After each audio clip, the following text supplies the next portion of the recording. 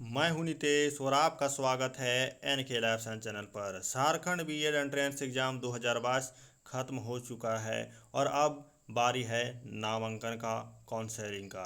तो यहाँ पर मैं आपको बता दूं कि कुछ टिप्स है, यदि आप उसको फॉलो करेंगे तो कम स्कोर आने के बावजूद भी आप गवर्नमेंट कॉलेज में नामांकन करवा पाएंगे। तो यहाँ पर मैं बता दूं, जो सबसे इम्पोर्टेंट चीज़ है गवर्नमेंट कॉलेज को पाने का कम स्कोर के साथ, वो है पेशेंस, करेज और मनी। ये तीन चीज़ बहुत ज़्यादा ज़रूरी है, जिसमें सबसे ज़्यादा ज़रूरी है कि आपके पास पेशेंस होना चाहिए, यानी कि आपके पास इंतज़ार करने का क्षमता होना चाहिए। तो कैसे ये पेशेंस आपको गवर्नमेंट कॉलेज दिला सकता है कम स्कोर के साथ? देखिए, होता क्या है कि जो टॉपर्स बच्चे हैं उनको गवर्नमेंट कॉलेज में इंटरेस्ट नहीं होता है, ये बात मैंने नोटिस किया है। अगली बार जब मैंने एडमिशन कराया 2021 से 2023 सेशन में, और उसके पहले वाले सेशन में भी मैंने नोटिस किया है कि जो टॉपर्स होते हैं, जिनका रैंक 1 होता है, 2 होता है, टॉप 10 रैंक होता है, उनमें से मुश्किल से 2 बच्चे ही गवर्नमेंट कॉलेज में अप्लाई करते हैं नामांकन के लिए। बाकी 8 बच्चे या तो प्राइवेट में जाते हैं। क्यों? क्योंकि उनको एसएससी, रेलवे और बैंकिंग का तैयारी करना है, यूपीएससी का तैयारी करना है, वो गवर्नमेंट कॉलेज में फंसना नहीं चाहते। इसके अलावा वो कुछ बच्चे सेमी गवर्नमेंट में जाते हैं। क्यों? क्योंकि उनको भी वही रीज़न है कि जॉब करते हैं, एसएससी है, रेलवे है, बैंकिंग है, यूपीएससी है। अरे कैरियर इम्पोर्टेंट है, गवर्नमेंट कॉलेज नहीं। तो वो इस बात को अच्छे तरह से समझते हैं। अभी जो नए बच्चे आए हैं ग्रेजुएशन करके, उनके अंदर बहुत गर्म खून है। उनको लगता है कि हमको गवर्नमेंट कॉलेज में पढ़ना है, मौज मस्ती करना है। भैया, जब टाइम पार हो जाएगा ना, तब समझ में आएगा कि क्या होता है चीज़, ज़िंदगी क्या होता है। तब आपको लगेगा नहीं, प्राइवेट में ही कर लिए रहते, थोड़ा सा पैसा ज़्यादा दे दिए रहते, सेमी गवर्नमेंट में ही कर लिए, थोड़ा सा पैसा ज़्यादा दे दिए रहते, ज़िंदगी का 2 साल बच गया रहता और उसमें हम किसी कंपटीशन कंपटीशन एग्ज़ाम को जो है सो क्लियर कर पाए रहते, या एटलीस्ट उसके लिए प्रिपेयर हो ही गए रहते। तो ये बात होता है। इसीलिए टॉपर्स लोग जो है सो जल्दी से गवर्नमेंट कॉलेज चूज नहीं करते हैं।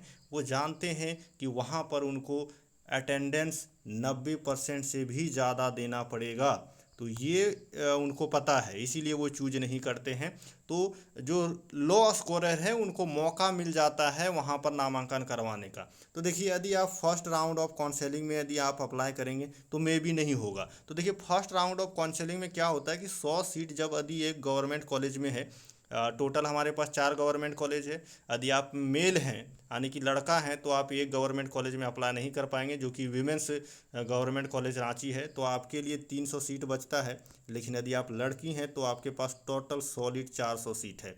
तो इन सीट में आप सबसे पहले 4 गो गवर्नमेंट कॉलेज डालिएगा, या फिर 3 गो यदि बॉयज़ हैं तो यहाँ पर क्या है कि यदि तीनों में से किसी में यदि फर्स्ट काउंसलिंग में आपका नाम नहीं आया, तीनों कॉलेज में से किसी में भी नहीं आया, तो आपको पैनिक नहीं होना है। थोड़ा सा यदि आपका स्कोर कम है तो आपको पैनिक नहीं होना है।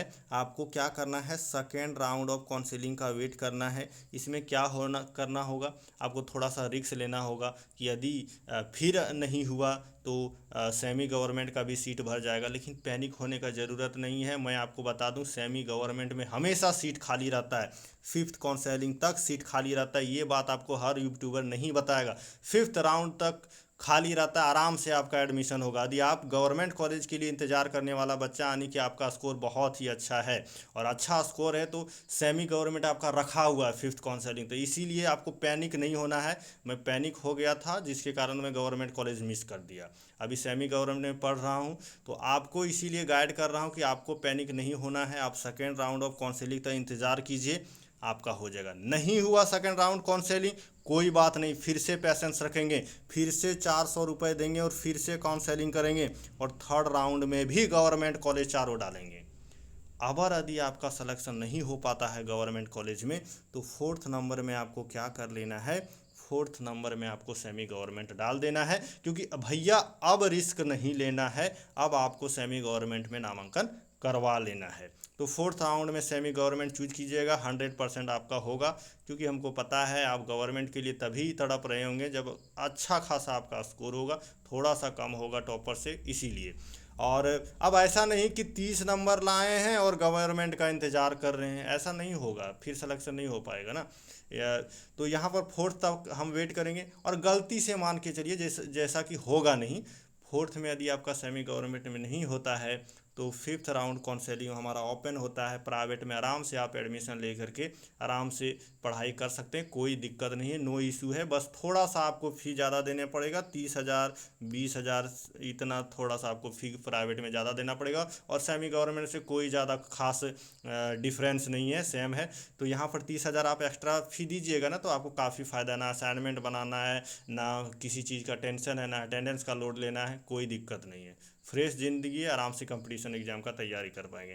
तो यही गाइडेंस देना था। वक्त के साथ और भी वीडियो बनाऊंगा, आपको बताऊंगा कि काउंसलिंग के दौरान क्या क्या चीज़ों का ध्यान रखना है। काउंसलिंग में भी कुछ चीज़ों का ध्यान रखना बहुत ज़रूरी है, अदरवाइज आप वो कॉलेज नहीं पा पाएंगे जो आपको चाहिए होगा। अभी इतना ही। कोई भी डाउट है, किसी चीज़ पर वीडियो चाहिए, कमेंट सेक्शन में पूछिए। Thank you, signing off.